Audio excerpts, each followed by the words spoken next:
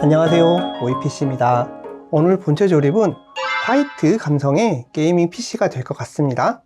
일단 CPU는 9800X 3D, 메인보드는 B850 어로스 엘리트 와이파이 7 아이스 모델 제품으로 선정이 되었는데요. 기본적으로 그래픽 카드를 어떤 컨셉으로 가느냐에 조금의 차이는 있을 테지만 9800X 3D의 게이밍 본체의 구성은 사람들이 아직도 계속 많이 좋아하는 것 같습니다. 이번 본체 조립에서 특징은 케이스가 될 것 같아요. NZXT에서 나온 H7 플로우고요. 버전 2로 새로 나왔어요. 버전 1에 비해서 이렇게 밑단이 좀 더 올라와 있고 이렇게 라인 마감이 좀 더 깔끔하게 처리되어 있는 그런 게 좀 장점인데, 그 못지않게 이제 장단점이 분명히 있을 건데 그거는 좀 더 봐도 이어서 설명할게요. 그 다음에 저장 장치는 SM850X 2TB 제품으로 선정했어요. 메인 C 드라이브의 용량도 어느 정도는 좀 필요로 하신 분인 것 같고, 거기에 플러스 하드를 8TB짜리를 추가로 이제 원하셨어요. 데이터를 좀 이것저것 많이 보관을 해야 되는 그런 것도 있고, C 드라이브에도 이것저것 설치할 게 또 많은 그런 상황으로 유추됩니다. 그래서 메인은 2TB, 그 다음에 플러스 8TB 하드를 추가를 하셨던 상황이고요. 요즘 가장 큰 이슈 상황이 메모리 부분이에요. 램 같은 경우 가격이 너무 많이 올라가지고 예전만큼 고용량의 어떤 구성을 하려고 하면은 비용이 너무 천정부지로 올라가는 그런 상황이어가지고 막연하게 이렇게 좋게 맞추라고 말씀을 드릴 수가 없는 그런 시점인 것 같습니다. 보통 이제 원래대로는 6000 클럭의 실 30짜리 제품을 되게 많이 권장하기도 하고 많이 이렇게 조합해서 쓰시기도 했는데, 6000 클럭의 실 30짜리에 32기가 램 가격이 너무 많이 올랐어요. 너무 많이 올라가지고 이제 50만 원이 넘어가다 보니까 비용 부담이 너무 크기도 하고, 만약에 64기가로 하면 이제 100만 원이 넘기도 하고 이런 상황이어서 지금은 약간 차선책으로 클럭은 6000 클럭 정도가 딱 좋은데 CL 값을 좀 더 이렇게 높은 CL36이나 CL38짜리 그런 거를 선택을 하면은 가격이 좀 더 낮아지는 그런 게 그나마 조금은 더 괜찮은 상황이어가지고 이번에 선정된 게 에이페서의 녹스 DDR5 RGB 제품인데, 이 제품은 출시된 지 오래되진 않았어요. 지금 램에 관련된 이런 폭등 이슈가 생긴 이 시점에서 출시돼가지고 그나마 좀 더 저렴하게 유통은 되고 있지만, 이게 지금 한 44만 원? 그 정도쯤에 유통이 되고 있는 상황이에요, 지금 시점에서. 그런데 6000 클럭의 CL38짜리예요 16기가 듀얼로 해서 32기가 유통사는 설인이고요. 그 ARGB도 나오는 그런 모델의 감성도 괜찮고 그래서 쓰는 거 자체는 괜찮더라고요. 근데 솔직히 옛날 같으면 너무 비싸서 안 썼을 건데, 지금은 다른 램들이 너무 비싸게 유통되고 있고 풍기한 상황이다 보니 이제 상대적으로 얘가 가성비가 좀 더 좋아 보여서 지금은 반영하고 있는 그런 상황입니다. 앞으로 어떻게 흐름이 달라질지는 모르겠어요. 근데 이제 그 시점에 되면 또 그에 맞게끔 더 괜찮은 픽이 있으면 그에 맞게끔 또 소개도 하고 선정도 하고 그렇게 될 것 같고, 지금은 가격 대비 성능비로 좀 괜찮아 보여서 쓰고 있다라고 생각하시면 될 것 같습니다. 슈퍼플라워 레덱스3 ATX 3.1 제품이고요. 얘가 그 업 버전으로 새로 나왔던 게 그 리뉴얼된 버전이라고 생각하시면 되는데, 80 플러스 등급의 1000W짜리예요. 그러니까 850 골드 등급보다 1000W 골드 등급을 필요로 하는 그런 니즈에 이 제품이 이제 좀 더 좋은 픽이 될 것 같은데요. 지금 그래픽카드가 여기에 이렇게 빠져 있는데, 이번 조립에서는 그래픽카드를 고객님이 원래 쓰던 4070 Ti인가? 4070 Ti 제품을 가지고 있는데 그거를 쓰실 예정이에요. 지금의 이 스펙에서의 1000W는 솔직히 과하겠죠? 4070 Ti 플러스 9800X 3D니까 1000W가 과한데, 이제 이 그래픽 카드 말고 그 다음에 이제 어떤 만약 6000세대가 나오든 새로운 그래픽 카드가 나오고 업그레이드를 할 시점이 생기면 그때 최상급으로 가지는 않으실 것 같은데, 예를 들어 6000급의 6090이 많이 나왔다, 6090으로 가려고 하는 그런 컨셉의 파워의 선정은 아닌 것 같고, 6070, 6070 Ti, 6080 이 정도쯤에 나오면 이제 넘어갈 시점이 됐을 때의 파워를 기준으로 선정을 하신 것 같은 느낌입니다. 요 기본적으로는 컨셉들 NZSD 케이스나 쿨러 크라켄으로 선정한 거나, 그 다음에 펜 튜닝을 크라켄이 아닌 다른 펜 투닝을 해서 좀 가성비적으로 한 거, 이런 모든 이제 기본적인 가드라인은 고객님이 이제 원하시는 니즈에 맞춰서 산정이 되었다라고 생각하시면 될 것 같고요. 그리고 앞으로 그래픽카드 지금 4070 Ti를 쓸 거지만 그거 말고 앞으로의 파워에 대한 필요 충분 조건에 맞춰진 조합이다 라고 생각하시면 될 것 같습니다. H7 요 케이스에서 후면 펜이랑 하단부 펜은 이제 번들로 들어있진 않아요. 이렇게 보시면 하단부 펜에 그리고 약간 이렇게 매립형으로 되어 있는 요 방식으로 되어 있는 요 구조가 이것도 보여드릴까? 이렇게 이게 이제 버전 2의 케이스의 이제 내부 모습인데 그 전 거에 비해서 요 하단부 요 높이 요 단을 높이고 구조적으로 좀 더 깔끔하게 만들려고 구조 변경을 살짝 한 게 이제 약간 주요 특징인 것 같고요. 아까 뭐 서두에 말씀 잠깐 드렸겠는데 이게 장점도 있고 단점도 있는 것 같아요. 이 케이스의 그 NZSD 감성으로 인한 장점들은 당연히 전면 펜에 그 F360 3열짜리 일체형 거기에 테두리 라인 ARGB 들어오고 펜에 ARGB 들어오는 그 펜이 번들로 들어있어요. 그리고 하단부 이렇게 매립형이랑 안쪽에 뭐 이런 이렇게 구조들 좀 더 깔끔하게 처리할 수 있는 이런 구조들 장점이 될 수가 있는데 같은 NZST 3열짜리를 낀다고 치면 여기에 딱 들어가면 매립이 되잖아요. 그러면 이렇게 측면에 ARGB 나오고 하는 게 이제 보이지 않아요. 보이지 않으면 비싼 펜을 꼈을 때 약간 이렇게 비싼 펜을 넣은 장점이 있나? 뭐 드러나지 않는데 아깝다. 뭐 약간 이런 느낌을 줄 수 있는 여지도 있기 때문에 그 부분이 반면에 단점이 되는 약간 그런 것도 있을 것 같아요. 그래서 보통 이 케이스를 선정을 할 때 이 아래 펜을 NZSD로 같이 가느냐, 깔맞춤 가느냐, 아니면 따로 가느냐가 이제 1차적인 또 하나의 또 체크 포인트가 되는 것 같습니다. 근데 이분 같은 경우에는 이제 좀 저가형의 다크 플래시 DM12R R자 붙은 건 리버스 펜이에요.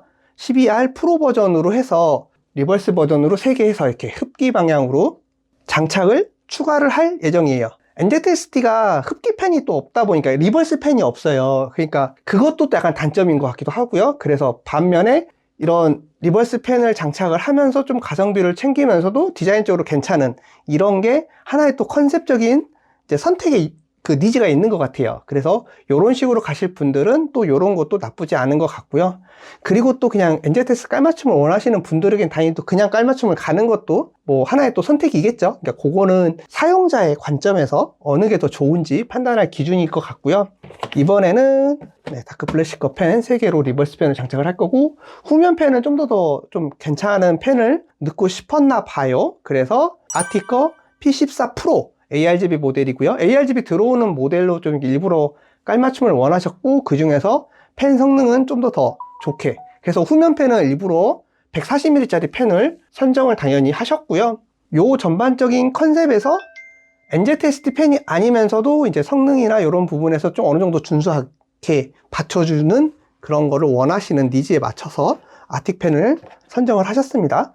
이 아틱 펜 같은 경우는 워런티가 6년이에요. 6년이고 그 베어링 자체나 그런 구조적인 것도 되게 좀 좋게 잘 나온 펜이어서 괜찮은 것 같은데 아틱 펜 내에서도 저가형이 있고 좀 고가형이 있어서 그 부분은 이제 참고하세요. 네, 얘는 좀 더 프로 버전은 좀 더 좋은 제품이다 라고 생각하시면 될 것 같고요. 상단에 순행으로 장착을 할 거는 크라켄 플러스 360 RGB 이 제품도 이제 여기 F360 3열 이어져 있는 요 모델의 펜이 들어가 있는데 전반적인 이제 컨셉들은 NZSD 감성이 전반적으로 이렇게 다 묻어 나올 것 같아요. 케이스랑 요 크라켄만으로도 이제 분명히 NZSD 감성이 충분히 이쁘게 나온다라고 생각이 들고요.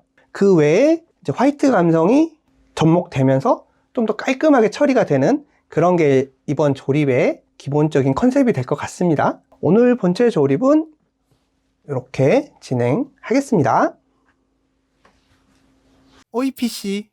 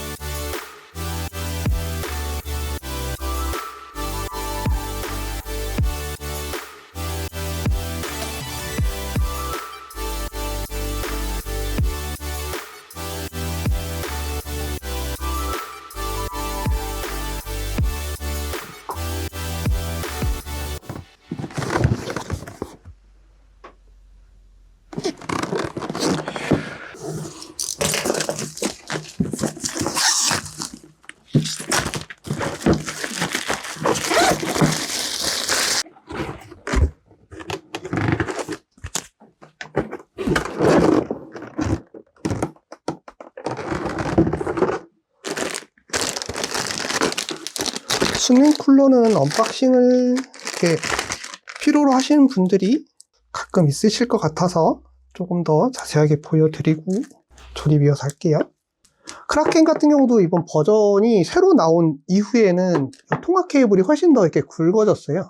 다양한 구조적인 또 약간 개선이 일어났는데, 그러니까 펌프 USB 컨트롤하는 이거를 위한 USB 선이 있을 것이고, 전원부를 사타 전원 받는 이 방식대로 이렇게 꽂아지는 케이블이 있을 거고, 그 다음에 펌프, 이제 CPU 펌프 컨트롤 값 지금 상태 그 체크하기 위해서 펌프 RPM 값 받는 3핀이 있는데, ARGB가 이거 통합으로 완전히 바뀌었어요.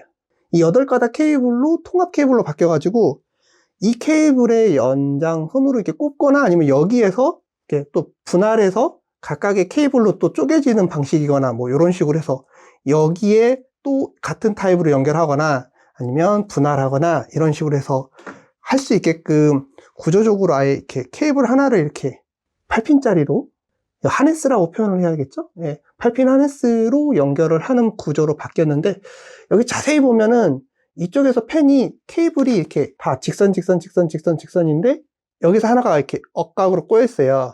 이렇게 보면은 제일 끝 라인이 안쪽으로 들어가 있거든요.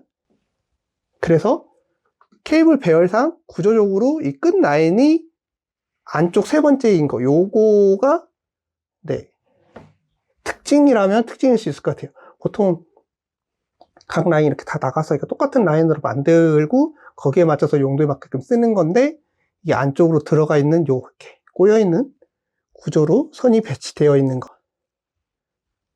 거가 체크 사항인 것 같아요. 네. 이게 불량이 아니라 이렇게 해야 되는 이런 구조적인 것 때문에 이렇게 했을 거니까. 그리고 F360 3열짜리 통합으로 되어 있는 요 펜. 근데 이게 리버스가 없는 게 지금은 약간 좀 아쉽기는 한데, 엔젤 테스트에서는 리버스 펜을 만들 계획이 당분간 없다라고 그때 얘기를 계속 발표를 했던 상황으로 제가 알고 있어서, 그래도 후면부도 이렇게 나름 멋있어요. 깔끔하잖아요. 그래서 요 엔젤 테스트의 감성으로 이렇게 리버스 펜 대신 이렇게 끼는 것도 이렇게 나빠 보이지 않는 분들도 또 덜어 있는 것 같습니다. 그래서 요 자체가 나쁘지 않는 분들은 또 이렇게 끼는 건데, 아무래도 이제 요 방향의 리버스 펜으로 장착이 되어 있는 게 더 이쁠 상황도 있을 건데, 그거를 못하는 게 단점이겠죠. 근데 그거는 이제 호불호인 것 같습니다. 각 테두리 라인별 다 ARGB 이렇게 LED 바 들어가 있는 거가 기본 컨셉이고, 되게 심플하고 깔끔해요. 엄청 되게 깔끔한데, 이제 통합 케이블 이렇게 만들어 가지고요, 아까 치매크 8핀, 그렇죠? 여기서는 라인이 정 배치예요. 여기 보면은 다 직선 라인이죠. 각각, 그쵸? 8가닥이 다. 그래서 저쪽에 한쪽 라인이 이제 플러스 마이너스 이렇게 꼬여있는 뭐 그런 거일 수도 있고요. 아무튼 배선이 하나 다른 거가 있다, 저쪽 구조에서. 그게 약간 특징이다 라고 생각하시면 될 것 같아요. 일반 장착은 다 이제 정방향으로 이렇게 배선 그대로 8라인이 되어 있습니다.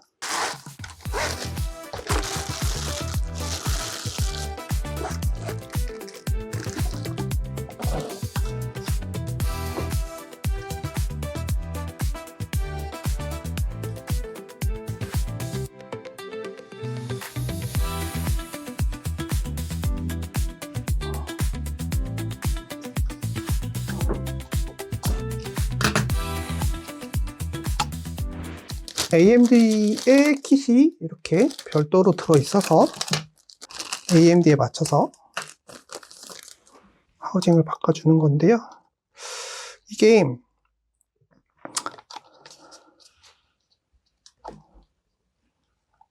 이 모습하고 이 모습하고 되는 건 이제 둘 다 되네요. 저는 펌프 케이블을 6시로 보내는 걸 선호하고요. 이런 식으로 위아래 방향으로 브라켓을 꽂았는데 그 전 버전과 다르게 얘는 또 측면, 그러니까 이쪽으로 이렇게 3시 방향으로 장착도 할 수 있게끔 이걸 바꿀 수 있는 이쪽으로도 껴지는 그런 구조이긴 합니다. 근데 이제 이게 더 이쁜 것 같고 구조적으로도 이게 더 좋은 것 같고요. 그리고 한 번씩 언급하는데 그 펌프에 에어 포켓이 생기는 구조면 안 좋아요. 그러니까 요 호수에서 여기 안쪽에 임펠러로 들어가는 요 라인 안쪽에 공기가 이렇게 생겨나는 그런 구조이면 안 좋기 때문에 여기 안에 공기가 없을 수는 없거든요. 근데 이렇게 장착을 해서 공기가 위로 올라가면은 펌프에 공기가 안 가니까 상관없는데, 그래서 보통 이런 장착일 때 상관이 없는데, 펌프가 더 위로 올라가니 뭐 이런 장착이 된다 그러면은, 이런 상황일 때 만약에 이렇게 된다, 케이블이, 그럼 공기가 위로 가겠죠? 공기가 위로 가면 뭐가 문제냐면, 들어와야 된 이 둘 중에 하나 이제 입수가 있을 거 아니에요? 하나는 출수일 거고, 입수일 때 공기가 있으면 그게 물이 들어가야 임펠러가 계속 도는데, 물이 안 들어가고 공기가 이렇게 해서 헛헛헛 돌게 만들면 펌프가 죽어요. 펌프가 제 역할을 못하고 펌프가 힘을 못 받아요. 펌프가 물이 들어가면서 그 다음 물이 또 들어오고 또 들어오고 또 들어오고 해서 물이 돌아야 펌프의 역할을 하는 건데, 임펠러에 물이 안 들어가고 공기가 들어가는 순간 임펠러 정상도 돌지 않아요. 그런 구조에 원래 이렇게 펌프 자체의 구조가 이제 원래 그렇게 되어 있다 보니까 공기가 이 안쪽에서 이렇게 맺혀서 계속 이렇게 헛돌게끔 만들면 안 되는 게 그 되게 중요한 관건이거든요. 그런데 공기의 에어 포켓이 없으면 제일 좋지만 있었을 때 기준으로 그게 여기 입수에 에어 포켓이 생기게끔 제일 위로 공기가 이렇게 딱 위로 올라가게끔 만들어서 이 상황이 되면은 제일 안 좋은 거죠. 이렇게 들어갈 수가 없으니까 물이 정상적으로. 네. 펌프가 돌아야 나머지 애들이 물이 도는 건데, 이 펌프의 기준에서 공기를 이렇게 만나는 순간 정상적으로 이렇게 펌프가 이렇게 역할을 잘 못해요. 그나마 하려고 한다 그러면 이렇게 하는 방법이겠죠. 그러면은 도는 거는 정상적으로 이렇게 물이라도 들어가면 공기가 이렇게 이쪽에 임펠러 안에 있으면 물 반 공기 반이라도 돌 수는 있으니까 그나마 이렇게 하면 돌기라도 하는데, 이렇게 되면은 그 물 반 공기 반조차도 안 되니까. 근데 이제 물 반 공기 반도 안 됩니다. 완전히 물이어야 펌프가 제대로 도는 거니까. 그래서 결과적으로 요렇게 장착이 제일 최악. 네, 제일 최악이고, 뭐 측면으로 이렇게 장착을 한다 그럼 공기가 이쪽에 생길 거잖아요, 여기 위쪽에. 그쵸?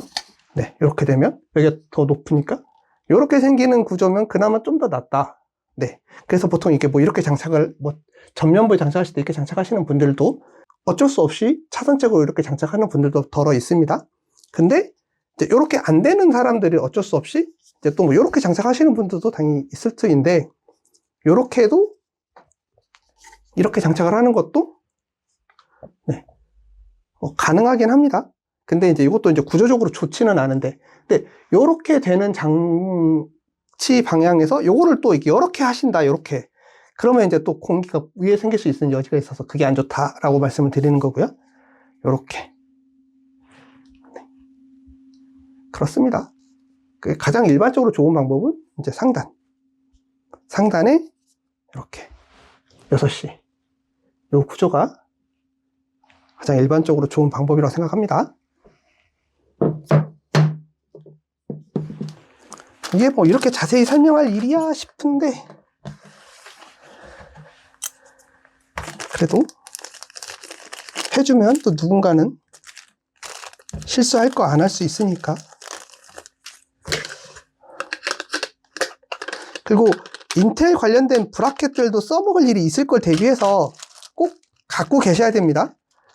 만약에 뭐 어떠한 이유로 그 AMD 쪽에서 인텔로 넘어갈 일이 생겼다 그러면 브라켓이 다르기 때문에 이 브라켓을 꼭 갖고 계셔야 됩니다.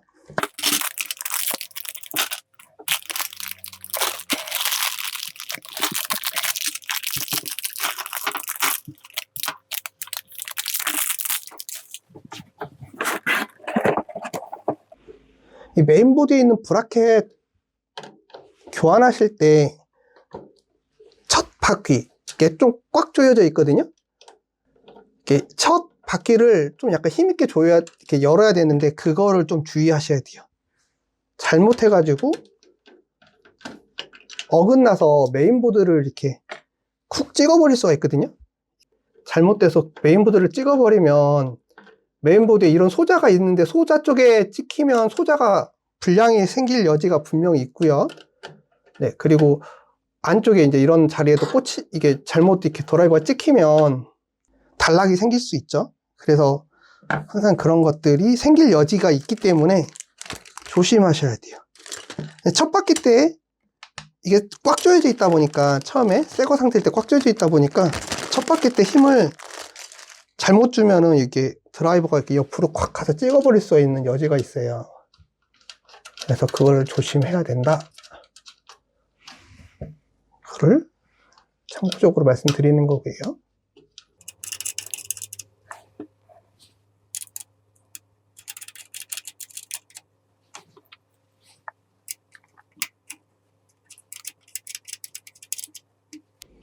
평일에 조립할 시간이 너무 이렇게 좀 빠듯해가지고, 오늘은 일요일입니다. 일요일. 네, 일요일날 이 조립을 위해서 일부러 출근을 이렇게 해서 조립을 하고 있고요. 잘 조립한 다음에 세팅하고 테스트하고 하는 거는 이제 나중에 이어서 더 하더라도, 조립이라도 좀 이렇게 여유 시간 내서 이렇게 할 수 있을 때 하자라는 생각으로 지금 촬영에 임하고 있습니다.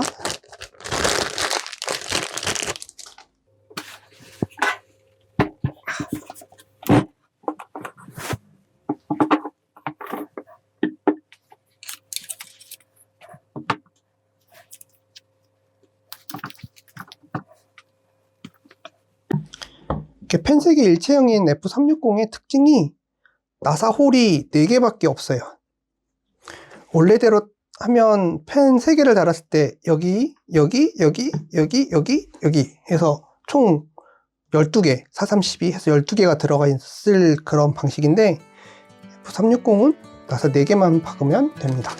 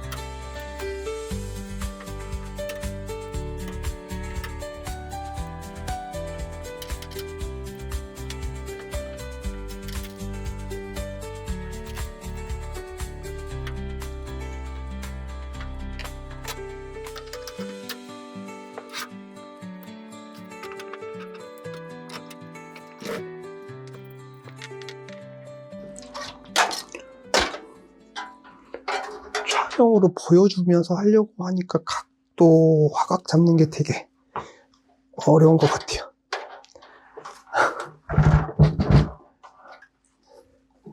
지금 보여드리려고 하는 게 뭐냐면, 이 호수 방향이 지금 보면 왼쪽에서 이렇게 나오는 요 구조와 오른쪽에서 이렇게 나오는 요 구조, 두 가지 방법이 둘 다 가능한 상황이거든요. 근데 이제 간혹 이쪽에서 빼면 이렇게 안 이쁘게 빠지는 경우도 있기도 하고, 그리고 선 자체가 이쪽에서 빼는 게 더 이쁘기도 할 경우도 있고, 그런데 얘 같은 경우에는 이쪽 라인이 좀 더 이렇게 깔끔한 게 구조적으로 좀 더 이쁘더라고요.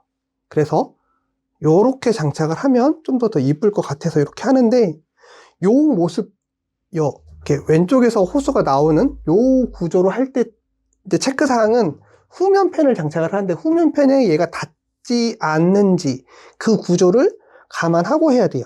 여기 공간을 좀 이렇게 빼고 최대한 이쪽으로 붙인 상황에서도 이제 공간이 남고 하니까, 구조적으로 이렇게 딱 요만큼 틈에 딱 되어 있는 이런 구조, 이렇게 좀 약간 비율이 좀 맞춰져 있는 구조여갖고 이렇게 장착을 하는 건데, 보통은 이제 이게 끝까지 가 있죠? 그래서 구조적으로 좀 안 맞아요. 한쪽, 이렇게 장착을 하면 이제 이쪽에 쏠리게끔 보여요. 이쪽으로 더 쏠려 있거든요. 네. 펌프 라인 빠져 있고 이쪽에 더 쏠려 있게끔 되어 있는데 얘는 약간 비율이 이렇게 되어 있어서 이렇게 해도 조금은 더 중앙에 약간 느낌이다. 그래서 좀 괜찮다. 그리고 더 깔끔한 느낌을 줄 수 있다. 뭐 이런 생각에 이렇게 하면 더 이쁜 것 같은데요. 근데 요거는 뭐가 꼭 정답이다 라고 말씀을 드리는 건 아니에요. 이렇게 하시는 데에 참고사항, 네. 이런 판단 기준이 있다. 뭐 이 정도 라고 생각하시면 될 것 같습니다.